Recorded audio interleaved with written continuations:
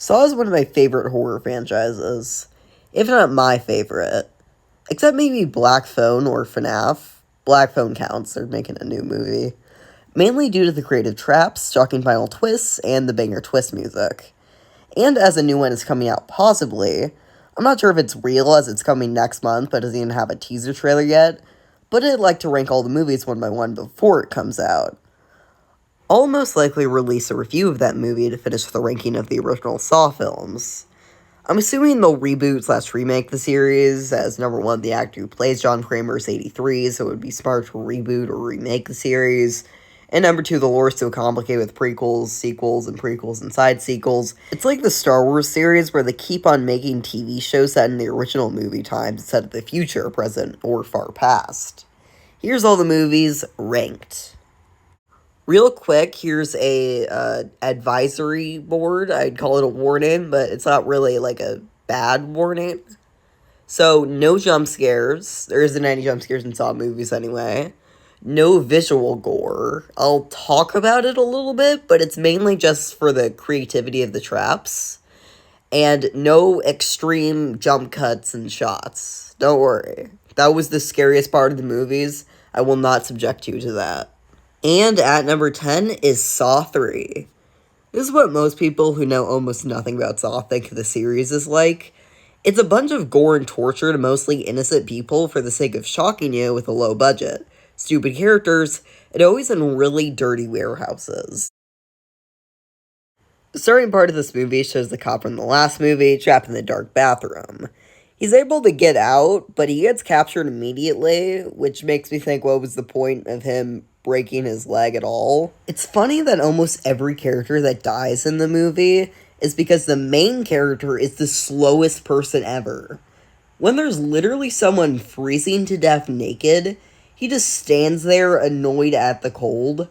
I guess she was a witness that didn't help the police to the main character's son's death, but that isn't really a reason to be brain dead. You can just put them in jail or something. There's a cop who gets trapped in a machine, and this shows the most annoying trope in Saw, being that even after the victim solves the trap by doing something painful or gross, the timer ends before they win, and they die anyway. It's more warranted in this movie, as it's on purpose, by the Jigsaw apprentice, Amanda, but it's still annoying. It's like having your cake and eating it too. There's another trap where a guy is getting slowly twisted to death by a machine. That is way better than being put to death for manslaughter and drunk driving. Murder that guy, Jigsaw! Yeah! The end of this movie is really stupid. The MC is so angry that he kills Amanda, then Jigsaw, without listening to his wife beforehand, which ends up killing her as well. Jigsaw planned for this as his final test was where he kidnapped his daughter, and he was the only one who knew her location. A really stupid idea.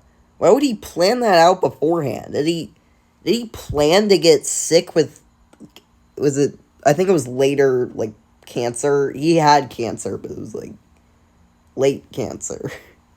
The worst part of this movie is that it's the longest out of all of them, being almost 2 hours. I've seen the first 9 Saw movies twice, and this was the best one, because I decided to watch it, even though I know that the main character is the worst person to ever exist in a horror movie, and I just liked it. It was so cool. Anyway, at number 9 is, ironically, Saw 9. After that movie, the franchise gets significantly better, instead of being terrible. It just becomes kind of bland. This movie is mid. It's cool that it's a soft reboot without John Kramer or even his Jigsaw voice. For being police characters, almost every character is really stupid when investigating a serial killer. Like, the Vat Cop focuses on the bed and doesn't hear anything behind him, or the second in charge cop, and the only girl in the entire movie that sees the killer but doesn't shoot him immediately. Instead, the killer escapes and gasses the cop. This is a prime example of traps that are quite uncreative, as they all fall into the same trap type: cut a crucial organ off, or die, and then they die no matter what. I think it would be better to do a murder mystery where some victims survive.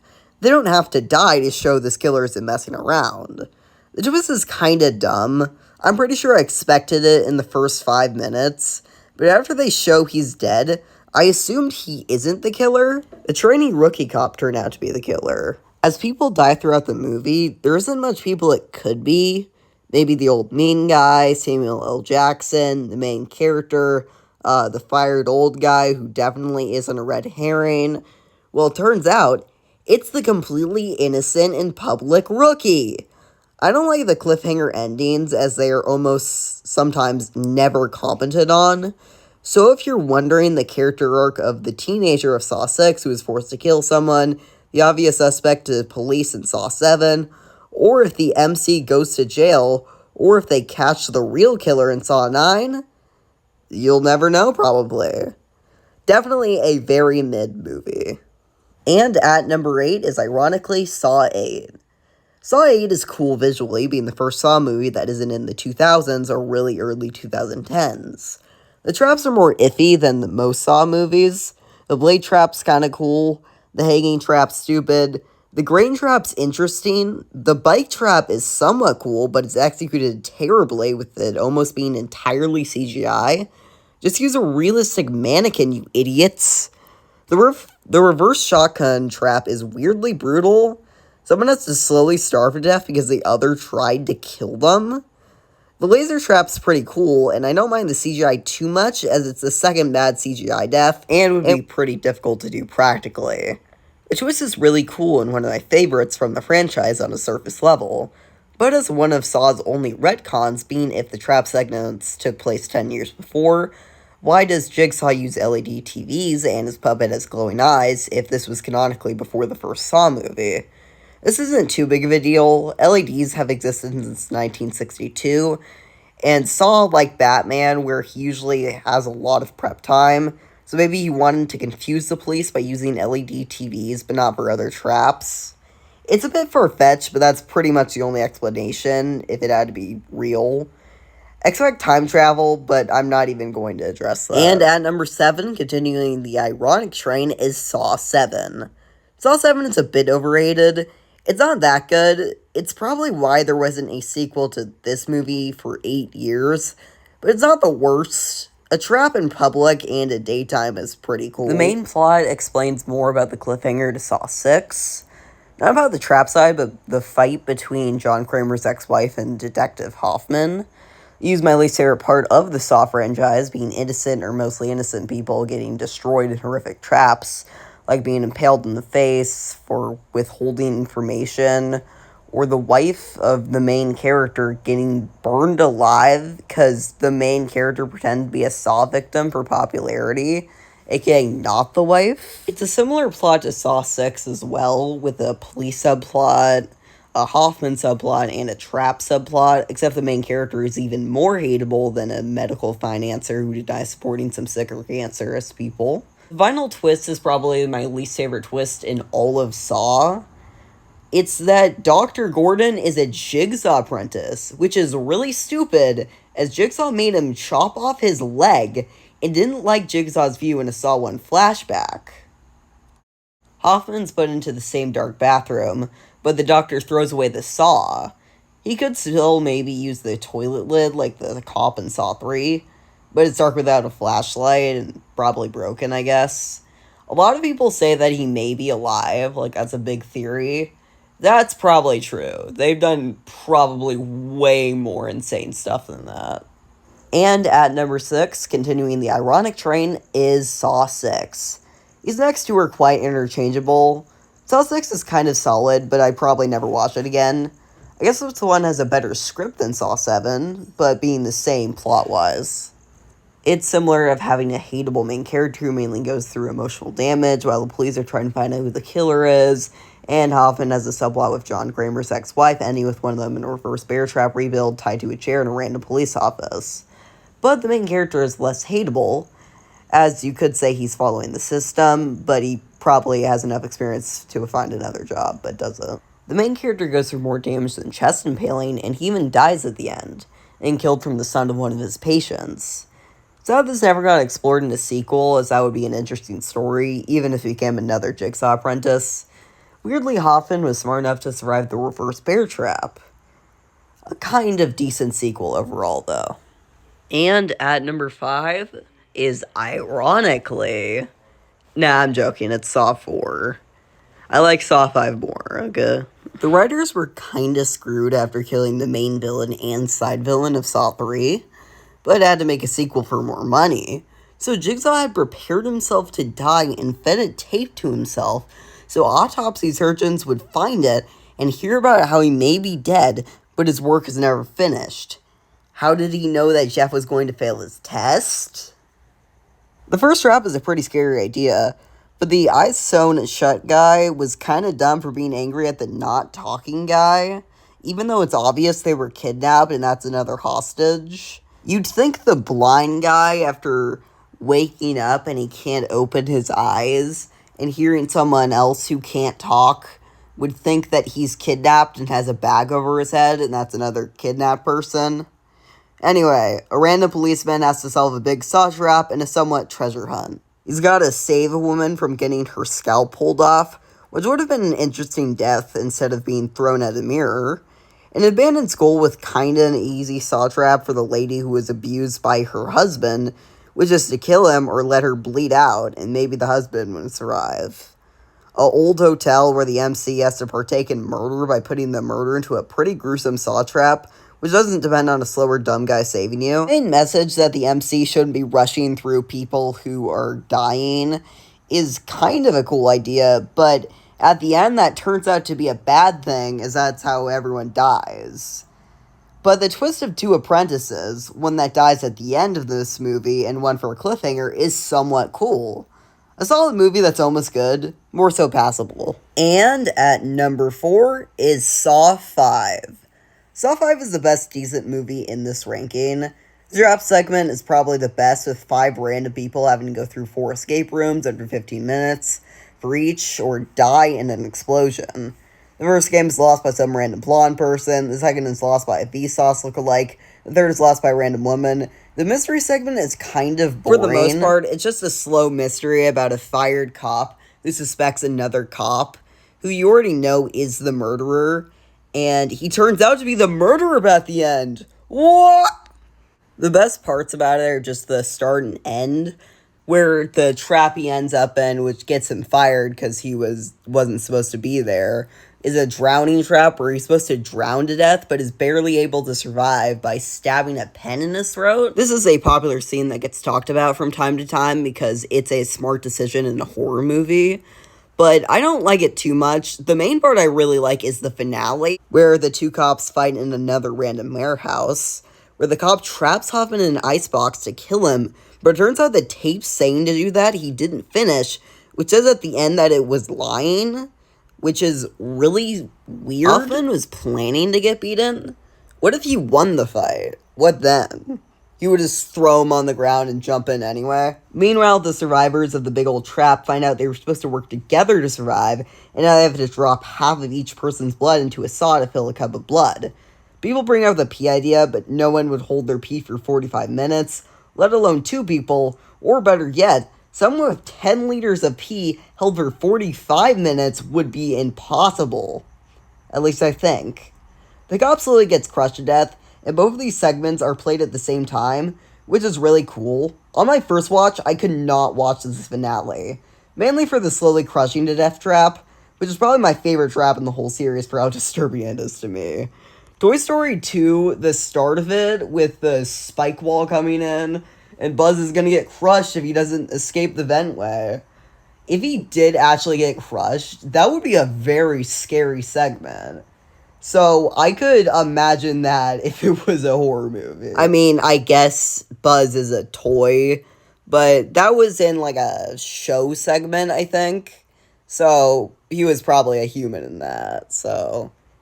Yikes. I'm not that claustrophobic, but it's slow enough of a death to be extremely painful, so that's kind of scary to me.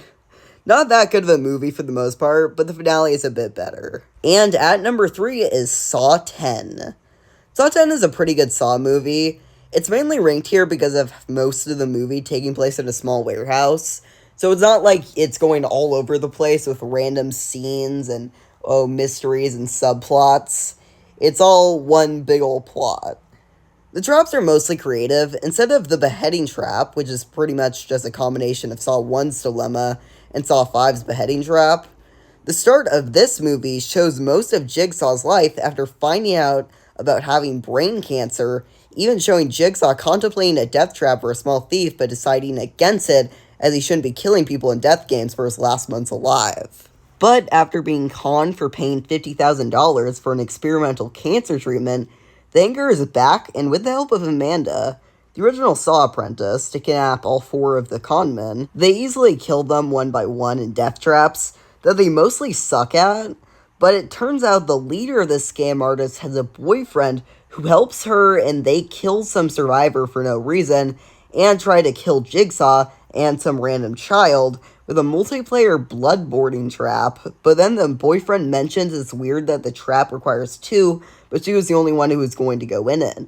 This reveals one of the craziest twists in all of the Saw movies, except maybe the next two. The twist being that John and Amanda planned to get captured by the two in order to actually kill them and show they are cruel murderers. Even if they already kind of knew that, that's very dangerous, as being held at gunpoint is quite dangerous, but still crazy nonetheless. Finally, a cliffhanger for the next Saw movie with Detective Hoffman returning is at the very end, and that's the end of a pretty good movie. Not perfect, but is somewhat good. This really only beats Saw 5 because it's more grounded, and it takes place in one place instead of having three subplots at once. What I really mean is just that it has more focus. Anyway, at number 2 is, you guessed it, Saw. The original and arguably best Saw movie has some iconic moments like the reverse bear trap or final twist. There's pretty much only one dumb moment, being when someone pointing a gun at the killer, but was close enough to get stabbed in the neck. The main trap segment is probably the best part of the movie. I guess it's weird that the rich cheating guy survives, but not the poor random guy. But anyway, it's a cool mystery, and while the twist of it being a patient who was only mentioned once is a bit dumb, but the idea it was the dead body the whole time is definitely interesting. And the twist music plays for the first time, making the movie go from a 9 to a 10. And I like how the random guy who dies at the end, although not very deserved, screams for help while the credits play, which is a very cool move on the editor's part. And at number 1 is Saw 2. Saw 2 is just as good as the original. I like the final twist more as it was built up in the original movie, and there's less random traps that are never mentioned again. A bunch of police officers storm Jigsaw's warehouse, but they have to keep him alive, or they won't know the location of the big trap where they have to escape before they die of toxins. Unlike the last movie, almost every trap is inside the big trap. A house is a different change of pace from Dirty Warehouse, and the oven trap is scarier than almost the entirety of the original traps. The door hole gun trap and the dying of toxins is kinda dumb. The syringe pit makes up for it. While a lot of people find this trap much scarier, it's still messed up and brutal, just not as insane as some people say. The big twist that Amanda started working with Jigsaw after the events of Saw 1 is, in my opinion, more interesting than the first one's twist, as Amanda has been in 2 movies, not just pretending to be dead in one. Her character after her trap was liking Jigsaw's method, and makes sense to bring her back for a sequel. She captures the main policeman, and he is trapped in the dark bathroom. Sad that the sequel was not nearly as good. The sequel to this movie, not the first one. I'm not saying this is like a big twist, that actually this is from best to worst, not worst to best, and this is the worst one. The Saw movies have some good parts, some bad parts, but mostly mid parts. In all of them, the twists are interesting, but some are built up better than others. Like the Saw 10 or Saw 3 twist wasn't built up before the reveal, and the Saw 9 twist is just insanely stupid, but generally the Saw twists are generally good, and sometimes really good. Let me know if you want me to rank more long-running movie franchises, like the MCU, the DCEU, which I haven't seen all of them, but I've seen about half.